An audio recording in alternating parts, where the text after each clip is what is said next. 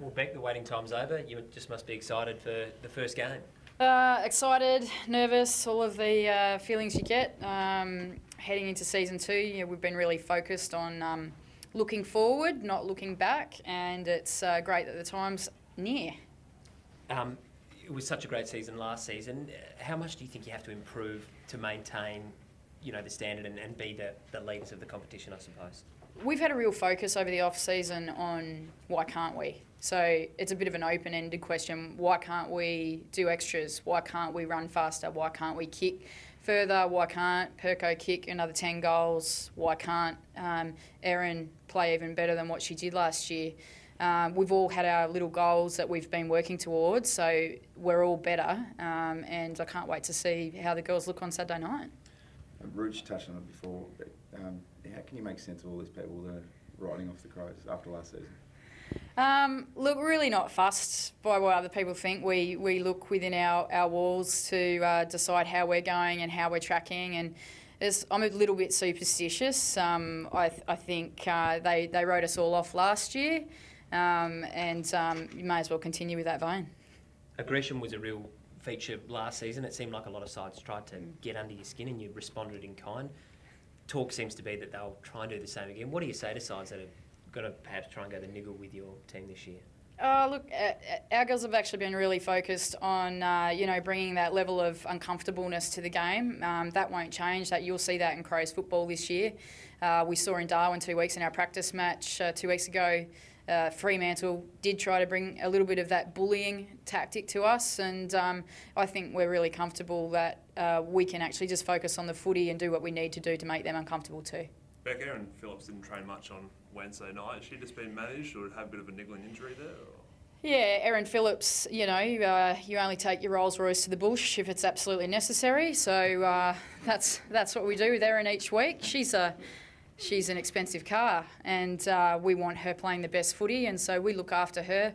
She's, I think, deserved that over her time as an Olympian and a great athlete, and she comes into the group where she needs to and pops out and does her own stuff when she needs to. So no concerns with her at all? No concerns over Erin. And what about the other 2 players, Courtney Crammy and Abby Holmes? Unfortunately ruled out for this week, but confident they'll be right for round 2? Yeah, Courtney and Abby, obviously 2 great professionals, and Court was really unlucky just to miss out. She was very, very close, so we're confident she'll be available for round 2, and same with Abby. Bec, saw a little video before of you delivering the news to the Allen sisters. That must be a nice little perk of the job. Yeah, look, that was that was my enjoyment time for the week. I don't think it was as enjoyable for Sares and Jessa, but both really deserving of their spots, and their family is so proud of them, and I know Mum and Dad are on the phone to them, have you heard yet, have you heard yet? And it was great to give great news in the end to both sisters. Perko actually said to me, Bec, you should have said to them, you've got to choose, we can only fit one of you. The AFL will only let one of you Allens play each week. Who's it going to be, scissor, paper, rock? But I thought that was a bit cruel, taking it to the next level. How much motivation do you think Brisbane will have, given the grand final? Yeah, heaps. Brisbane are an incredible football team, and their defence was probably the best in the competition last year, and Craig Starcevich is an amazing coach. They've got a whole heap of their grand final players listed for this weekend, as do we, and really looking forward to the challenge. We've talked about, obviously, the Crows may have been disrespected by Melbourne teams and stuff like that, but probably forget that Brisbane wasn't mentioned in those conversations either. Like, how do you think they'll feel about that? Yeah, look, Craig is a great coach, and he's very motivational in the way that he presents to his players, and I think that will be burning in the back of their minds, and it'll be something that's used perhaps in their pre-match or discussions during the week, and we'll see really fierce opposition from another interstate team this weekend. You mentioned before that Perko might be double tagged. They might run a heavy tag on Erin in the midfield. What else are you expecting teams to do to you? Yeah, look, I think teams probably looked at us, and we had pretty simple game plan. We just wanted to get it one-on-one to our big full forward. We'll see more teams probably try to just rush that kick out of the middle and surge the ball forward and kick as many goals as possible this year. They're only 15-minute quarters, so you don't have very long. Yeah, Perko's used to having 2 hanging off her. Erin, she'll have that attention as well. You know, it was a team defence effort by Melbourne to try and win the game against Erin last year, and she still came up trumps. You know, we lost the game by a couple of points, but took 4 people to try and stop her. On a game style point of view, a lot of teams tended to flood back, put a lot of players behind the ball. Do you reckon, do coaches have a responsibility to grow the game to actually have an attractive game happening? Or Coaches have got a massive responsibility in game plans and how that looks like to the viewers. The AFLW is still in its infancy. We want to draw big crowds. We want the girls to earn a full-time wage out of what they're doing, and the only way you're going to be able to do that is if people come and watch and want to watch it on TV with the sponsors and get that done. So the coaches have got a huge responsibility to make sure that they're playing fast, free-flowing, high-scoring football. Does the last possession rule make a difference to anything? Have you spoken to the players about that? We actually didn't talk about it before our practice match, and we had a couple during the game. I think Ebony Marinoff took the first free kick for us, and she wasn't quite sure what was going on, but that's just Noffy in general life, I think.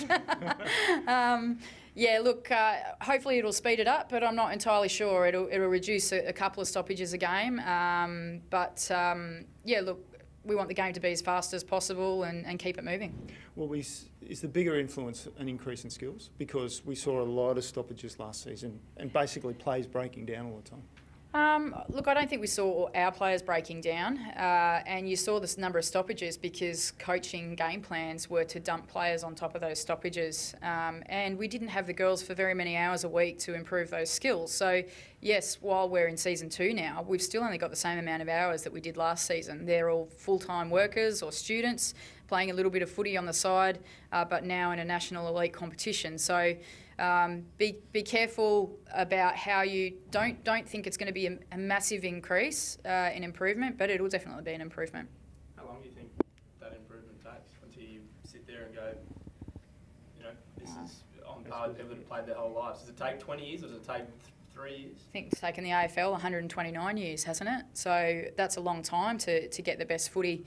Doctors and nutritionists and strength and conditioning and all the technology that is used in the AFL these days. So I'd just love the girls to have a full-time chance, and then you might see things really changing. How exciting is it for you then, being at the bottom level?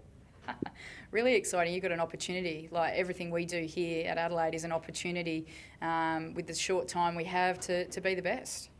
And ticket prices, Bec, that's the next step as well, and maybe that legitimacy as well. If you feel your product's being paid for, it adds more value.